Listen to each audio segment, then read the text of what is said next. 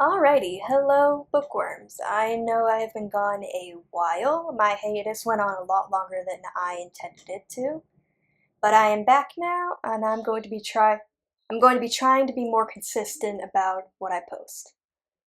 And so, my first book I want to review now that I'm back is The Shining by Stephen King. You guys are probably going to notice a few things when you watch this. I'm still trying to figure out my style for this whole thing.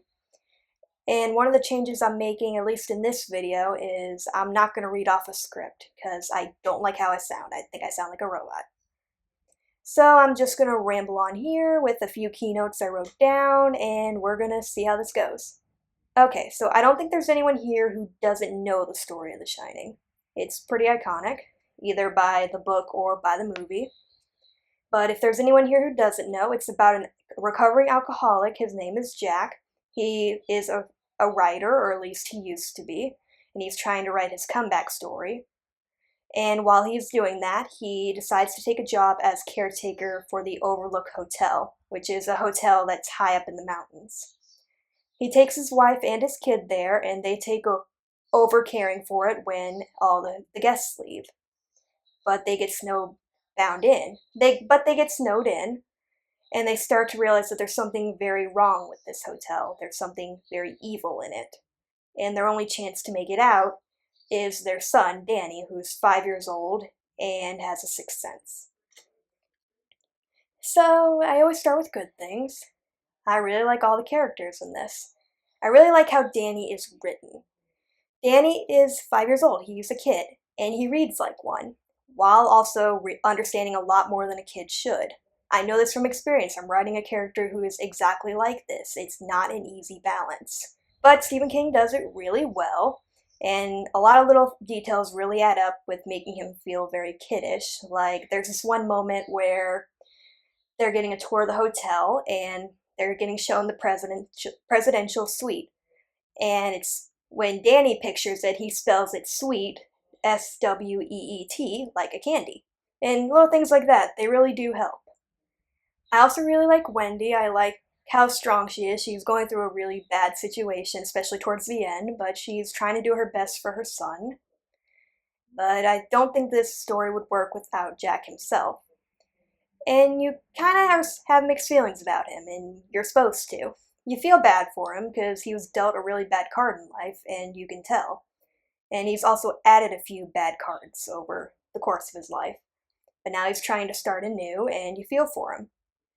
But the hotel also brings to light some things about him, and when he starts to lose his mind, you know it's the hotel possessing him, but you also wonder how much of it was already him. And that's kind of a scary thought, especially if you apply it to just everyday people who snap one day. I also really like the chef. I can't for the life of me remember what his name is right now. But I really like him, and honestly, this man, he has worked in the hotel. He knows what is in there and how dangerous it is. But Danny calls him for help, and he gets on a plane in a car, wrecks the car, almost gets stuck on the side of the road, makes it to town, then gets on a snowmobile and rides an hour through a snowstorm to get to the hotel to check on him. Like, hero of the story for sure. I don't really think I have anything bad to say about it either. I mean, something that kind of bothers me is just how, I guess the word here is uncensored it is, which is intentional. It's supposed to make you really uncomfortable when you read it, and it works. It's just not my style of reading. There's a lot of words that are not really acceptable, but it's a sign of the time period. Yeah, I think that's all I really had to say about it. Hang on a minute, let me check my notes. Oh yeah, that's right. This isn't a complaint. This is just genuine curiosity. If everything in the hotel is supposed to be an echo of things that happened in it, all the bad things, the people that have died in the hotel and just passed through, things like that, why did the hedges come to life? Because clearly there's never been a lion at the Overlook. Why do the two lions come to life? Like, I want to know this. So someone tell me if you know. And yeah, that was everything. I'd say I liked this one a lot more than I did Cujo. I think Cujo is sadder, but I like this one better. And I do want to read more Stephen King. Thanks, boyfriend, you got me hooked on him.